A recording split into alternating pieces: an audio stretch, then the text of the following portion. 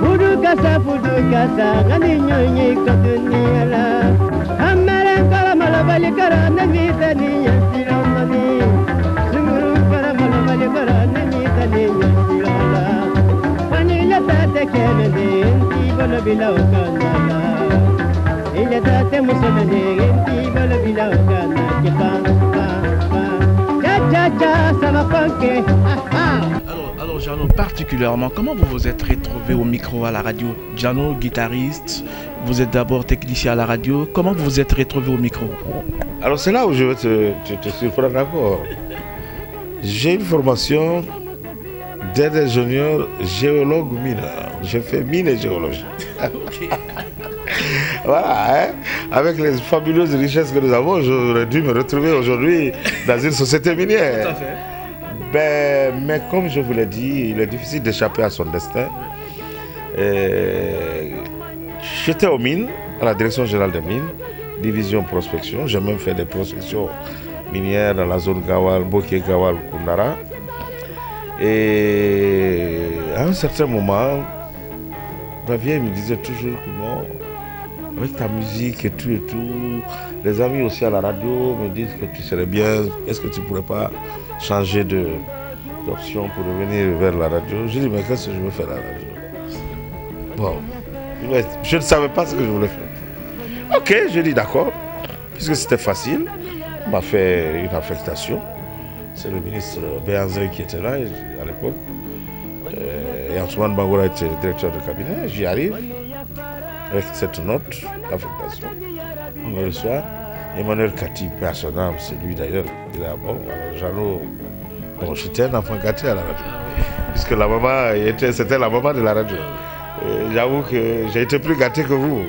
Et donc, nous les aînés étaient heureux de me recevoir et me chouchoutaient. Jeannot Lapin, petit Jeannot, voilà. On t'a vu tout petit ici entre les maillots de chocolat. Maintenant, aujourd'hui, tu es avec nous, tu vas bosser. Nous, on avait dit que tu allais terminer par la radio. Bon, j'avoue que j'étais libre de choisir où il fallait partir. En ce moment, Emmanuel Kati me dit, bon, Jeannot, ce serait bien de commencer directement par l'animation parce que tu as une culture générale et tu as un langage assez clair et concis et précis. J'ai dit non, moi je préfère commencer d'abord par la technique, peut-être après je le ferai. Mais pourquoi la technique? J'ai dit non, puisque je fais de la musique, je sais que chez les autres, les ingénieurs de musique, les ingénieurs de son sont généralement des musiciens. Si les autres ingénieurs de son ici n'ont jamais fait la musique, je voudrais être le premier dans le domaine. On dit bon, libre à toi. Mais puisqu'il n'y avait pas une section spéciale pour les prises de son des orchestres, il fallait qu'on me mette soit au service technique intérieur ou au service technique extérieur. Donc j'ai choisi, Mbaye Diagne m'a pris sous sa coupe. Mbaye Black. Je suis resté donc au studio. Mais quand il y avait les enregistrements, Mbaye Diagne m'amenait sur les techniques de prise de son. C'est après cela que j'ai eu la première bourse en 86 pour aller au Canada et à l'Institut supérieur de la communication. On arrive là, les Canadiens s'aperçoivent que non, on n'a pas un technicien en face de nous, on a un musicien et mieux, pour nous c'est un animateur. Donc c'est là où les choses vont, la mutation va se faire. Donc je vais pour une formation de technicien, mais je retourne comme animateur. Voilà. Et là, les tontons Manon ont applaudi, ils disent bon, non, on t'avait dit. Donc si maintenant c'est les Blancs même qui l'ont confirmé, c'est bien. Mais tu vas faire les deux parallèlement. Mais jusqu'à un certain moment, et finalement, avec ABD, Issa et moi-même. Alors parlez-nous un peu de ce trio qui était vraiment dynamique à cette époque, qui faisait très mal. ABD, Issa, Jeannot. Alors c'est donc au début 80, au milieu des années 80, après l'arrivée de ABD, donc vers les 86, après mon retour du stage là, disons c'est vers 87 et 88 que le ministre Zainoul, qui va être nommé, va se dire qu'on avait une très bonne section sportive du temps de Boubacar Kanté, Kabine Kouyaté, Gaussou Diaby, et après les Omar Dieng et Gaussou Diaby et la suite. Qu'il fallait vraiment qu'on ait une section culturelle assez solide à la radio. Déjà, lui, Auguste Leroy, avait commencé à animer Parade. Sur ce plan, ça marchait bien. Bon, Justin Morel aussi, qui animait très bien, était monté comme directeur. Donc, il y avait Issa et après ABD arrivé. Alors, Zainoul a dit qu'il fallait qu'on nous donne des armes pour qu'on constitue un trio. Lui, il a eu très tôt confiance. Il dit non, vous ferez l'un des meilleurs trios d'animateurs en Afrique de l'Ouest ou dans toute l'Afrique. Bon, on s'est mis à la tâche. Élection Miss, vous vous souvenez, a commencé après de longues années de rupture. Le ministre Zainoul, je me souviens, a cherché les cassettes de la RTI pour nous mettre à l'école, nous enfermer de suivre comment les animateurs présentaient cet événement. Et il nous obligeait à écouter les autres radios, à écouter comment ça se passait. Mais pour lui, il avait vraiment confiance. Il disait, vous êtes meilleurs, lisez beaucoup, cultivez-vous, et voilà. Foncez. Vous avez l'avantage, vous avez un ami déjà qui est musicien, partout où il joue, partez avec lui. Vous allez rentrer également dans la technique de l'apprentissage et de l'exécution musicale des orchestres, ainsi de suite. Avec un leitmotiv, pousser la musique guinéenne qui avait commencé à battre de l'air. Donc, on est parti. Et je me souviens encore de cette dédicace de Ibro Diabaté, où Rougui Baldé avait fait venir une pléiade d'artistes d'Afrique et même des grands journalistes du Sénégal, du Mali, de la Côte d'Ivoire, d'Afrique Animona, de RFI. Et nous, on était là, je me souviens, le ministre Segrama Silla était ministre des Affaires étrangères, nous a reçus avec beaucoup de trucs, nous a motivés. Il dit non, si vous montez sur scène, je vous avoue qu'aucun journaliste venu pour la cause ne montera sur scène. Et effectivement, on a répété dans le bureau de Issa Kone, fait des séances de répétition. Donc, travailler nos textes, c'était écrit. Toute la présentation de tout le spectacle avec le conducteur. Mais la présentation spéciale de Ibro, ça, c'était autre chose.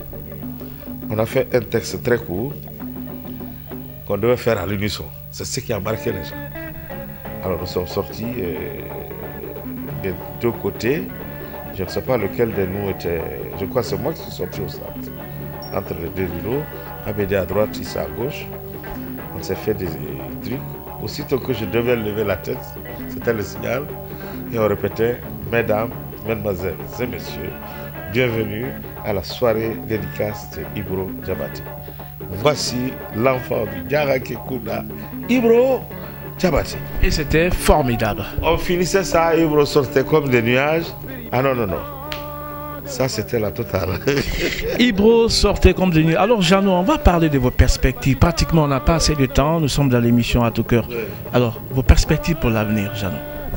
Ben, plein de choses. Écrire, beaucoup. J'ai beaucoup de choses à léguer à la nouvelle, aux autres générations. J'ai vécu beaucoup de choses par la grâce de Dieu, que je prie et continue encore à louer. J'ai vécu beaucoup d'événements politiques, culturels. J'ai commencé à écrire déjà sur le BMA Jazz National. J'ai sorti un document qui est encore en correction pour une deuxième édition, où l'histoire du BMA est contée, c'est-à-dire Jean-Baptiste Williams et le BMA Jazz. Où l'histoire est contée par Amidou Diaoné, le premier chef d'orchestre, Sekou Diabaté BMA, l'actuel chef d'orchestre, Sekou Le Gros, Camara, et Salif Kaba, l'ami de Abakar de Camara. Après l'apparition de ce livre, il y a un autre qui va venir sur toute l'histoire de la musique guinéenne. À partir de mon émission Les Merveilles du passé, j'ai décrypté toutes mes émissions. Ça fait des centaines et des centaines de pages. Et je me suis aperçu que la musique guinéenne orchestrée, la musique guinéenne des orchestres, a commencé en 1932.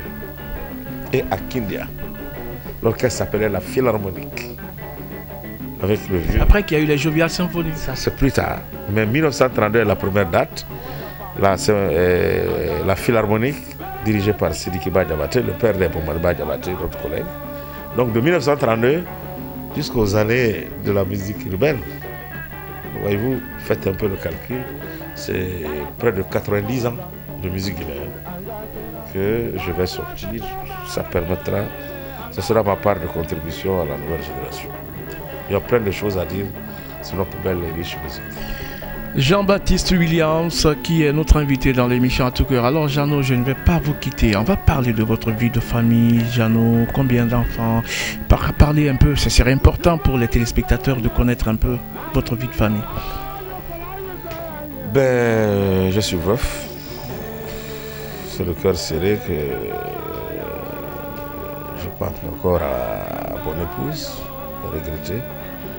Elika, à son âme qui nous a quittés au mois de juillet de l'année 2008.